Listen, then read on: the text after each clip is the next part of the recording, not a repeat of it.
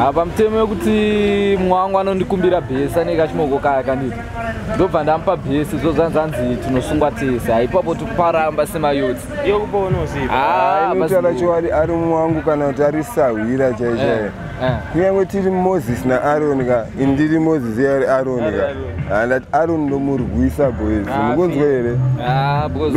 Kunyange tikasungwa tese ka, andibraiba zvake nekamari ka. Ndomurwisa boys. Ukonoti maya mukonoti pake pacho magdiri mwangu waiziya unogona kuuya uchiti mwangu ndokumbira bhesi mwana wacho achitoripo futi waiziya ndonda tokupa makizi ndondati ai inini shanda kumbobuda ndakuenda round round handisitombozota vhari rakaanda age saka ndosungirwa ichi ipapo ina hangu handisi kuita sekanziparapa ndikutotsigirana newe ukuona kuti chii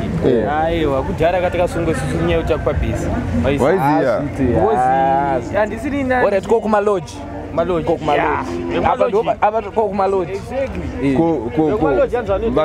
kove kumaloji aneti wazii kokana uyu akapoya manje tisipa achiziva kuti hamuteni munechi easy access. Mukuona manje zvinoitika mugeto. Mugeto tinosiya madhodha akavhurika. Chaiyo unongoziva kuti pamba pana dhenzi anosiya makipa pakadai ndongosvika nondatora obva wasvikirwa chi nebhabhilani isu zvatoita setakanoatakwa ndozvatiri kuti aiwa mhosva inenge siri chii haisi mhosva yedu imhosva yake kuti ndiri kuziva kuti ane chimoko chake chiri under age maiziya bosi mabhebha acho ari kukura angu uchiona bhebha ndara vana vacho ari kunyepa makore ende nebhodhi yake ka umuramba ndongoti panyaya yemabhesi apa akapa sungai munhu wenyu ndokuti mazoone kunze hakuna mari saka munhu akatoya nemunhu mumba mangu ndototambira mari bosi kunze hakuna mari hakuna mabasa saka nenditsvagawo mari saka ngadhileni munhu wawaya nemunhu wako yeye wosunga nemunhu wako yeye ndiyaya nemunhu wake kwavatora natikuzive bosi kunze hakuna mari saka totonge totsvagawo mari kunze kune nzara kuti tirarame. Ndikapa mukoma shamari yangu bhesi zvakaita uyu ndikamba bhesi rianda age kutokanganisa kwatinochiita because mwana yeye kana mukoma naye achatoitawo mai mwe achatoitawo baba saka tindatora nguva yake anofanira kunge achizviraramira tindatoiuraya hazvina kuipa munhu anofanira ndosungwa padhiri rekuti munhu anenge apa munhu bhesi ka tatiti munhu atopa bhesi wache ndeyokutanga wachanotanga kutoda kutobatwa kuti wapire munhu bhesi ari kupa munhu chi ari uya neanda age then vachaitawo zveanda age vese vafanira kungopiwa mutongo wakaenzana bhozi vese vanenge vapara mhosva yakafanana ipapo hatizvikurudzire izvozvo kana chero hatimboti chero kana kumaloji aringoni maloji aya hakutombodiwa izvozvo anenge angoonekwa achipinda kana neanda age tofanira kubatsirana secommunity kuti aiwa uyo wapinda neanda age bhozi totokanganisa future ichi munhu iyeye saka hapana munhu ngaende kuseri manda ichi wakanaka zvisingaite mutemo iwowo ndokuti tiumbane tikasatodaro hapana anokwanisa kubatsirana because underage zvikutotaura zvega kuti makore madiki ase be champion not kill champion fana wagurumawo chakaipa chakanaka saka vanhu ngavaende kuseri dzose imbavha zvedzaba mombe anongopuwa mutemo wemombe tongo yemombe kusungwa chete iwo ungaona kuti kamwana kadoko pamunhu bhesi kuda kutoponda saka pondiwawo someone who gives accommodation to for the crime to happen should be held accountable, because what happens is sometimes the perpetrator, when the crime happens, can run away. When he runs away, the girl will come back to the place where she had slept before. So in order for us to, people should account for their actions.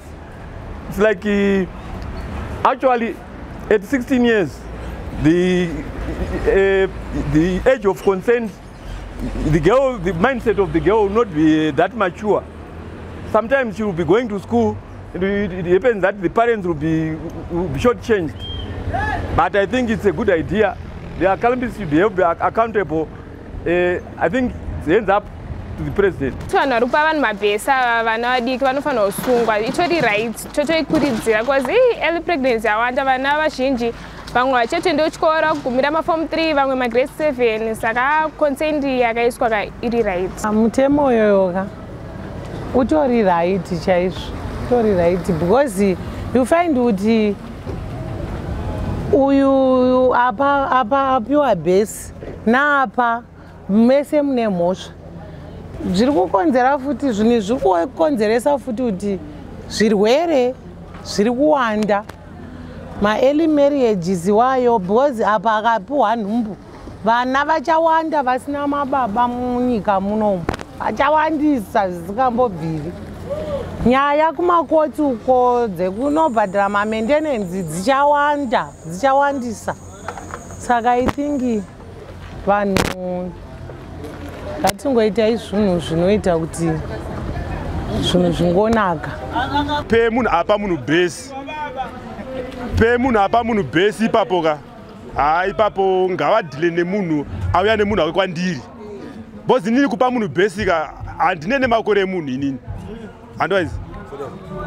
handine nemakore emunhu because inini ndapa munhu base pamwe example enozvikwa nemaloji mamwe kuti haasi registers mani maloji mazhinji akazamukeshe muno haana kuregistwa saka tinofarisa loji iyoyo kuti anzi ndava kuti anzi munhu awisa mwana under 18